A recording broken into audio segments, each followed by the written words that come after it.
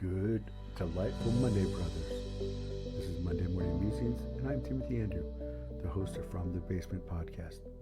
Today's topic is going to be on developing Christian character. When we consider grace, we often think of it as a gift, a divine gift bestowed upon us by a loving God. But it's more than just a gift. It's a force, a transformative power that can shape us, mold us, and make us into something new. It's like a potter's hand gently but firmly shaping the clay into a beautiful vessel. That's what grace can do to our character.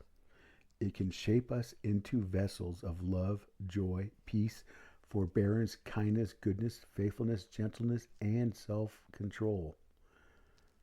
When grace shapes our character, love becomes our defining quality. We love because God first loved us. We love not just in words, but in actions. We love not just our friends and family, but our enemies as well. We love not because it's easy, but because it's hard. We love not because others deserve it, but because love is a gift freely given, just like grace. Joy is not just happiness, it's a deep, abiding sense of contentment and satisfaction that comes from knowing that we are loved by God, that we are saved by grace, and that we have a purpose and a place in this world. Joy is not dependent on our circumstances. It's not something that comes and goes with the ups and downs of life. It's a constant, a steady light that shines in our hearts, illuminating our path and guiding our steps. Peace is not just the absence of conflict, it's a state of harmony, a state of tranquility that comes from knowing that we are in right relationship with God, with others, and with ourselves. Peace is not something that we can achieve on our own. It's a gift, a fruit of the Spirit, a manifestation of grace. When we have peace, we are not easily shaken by the storms of life. Forbearance is patience, tolerance, and endurance in the face of adversity. It's the ability to bear with others, to forgive them, to show them grace even when they hurt us or disappoint us. Forbearance is not something that we can muster on our own. It's a fruit of the Spirit, a manifestation of grace. When we have forbearance, we are not easily angered or upset. Kindness is not just being nice. It's a deep, genuine concern for the well-being of others. It's a willingness to go out of our way to help others, to comfort them, to encourage them, to lift them up. Kindness is not something that we can fake. It's a fruit of the Spirit, a manifestation of grace. When we are kind, we are not just doing good deeds. We are reflecting the goodness of God, the kindness of God, and the grace of God. Goodness is not just doing the right thing, it's a moral and ethical quality that reflects the character of God. It's a commitment to justice, to righteousness, to truth. Goodness is not something that we can achieve on our own. It's a fruit of the Spirit, a manifestation of grace. When we are good, we are not just following rules. We are living out our faith, demonstrating our love for God and for others. Faithfulness is not just loyalty, it's a steadfast commitment to God, to others, and to our own values and principles. It's a willingness to stand up for what we believe in, to stand by those we love, to stand firm in our faith. Faithfulness is not something that we can maintain on our own. It's a fruit of the Spirit, a manifestation of grace. When we are faithful, we are not just keeping promises.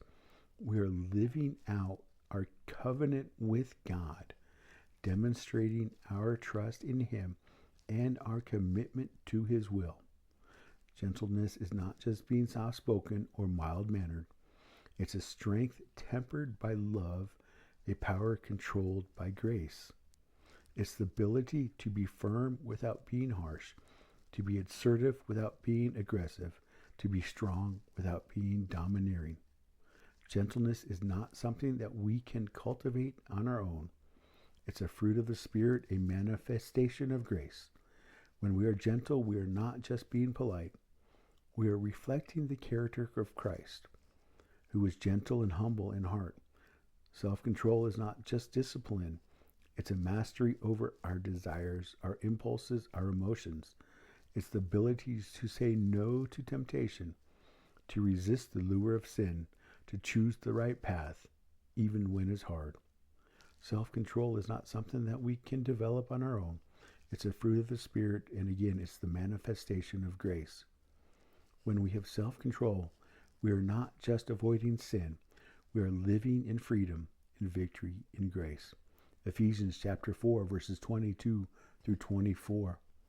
To put off your old self, which belongs to your former manner of life, and is corrupt through deceitful desires, and to be renewed in the spirit of your minds, and to put on the new self, created after the likeness of God, in true righteousness and holiness.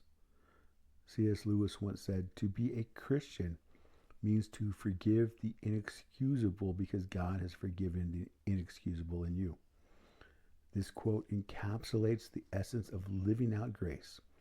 It's about extending the same forgiveness, love, and mercy that we have received from God to others, even when they don't deserve it. Let me conclude with God's grace is a beacon in the darkness, a guiding light that leads us to a life of humility and selflessness, a life where we value others above ourselves.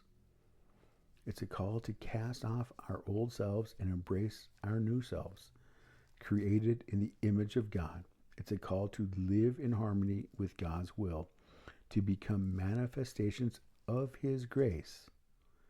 Let me pray.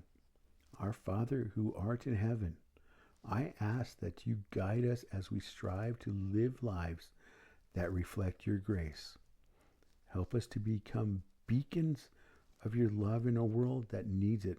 Fill us with spirit that we may show love, joy, peace, forbearance, kindness, goodness, faithfulness, gentleness, and self-control in all that we do. I ask this in your holy, precious name. Amen. Please visit my podcast website, fromthebasement.org, to fill out the comments and feedback section. If you have podcast ideas, please send them my way. Your feedback is kept private and is invaluable to me. For those who wish to contribute further, donations are greatly appreciated to help sustain and improve my podcast and nonprofit organization. Please visit my nonprofit website at fromthebasementinc.org. Go this week working on building your character to become a stronger Christian.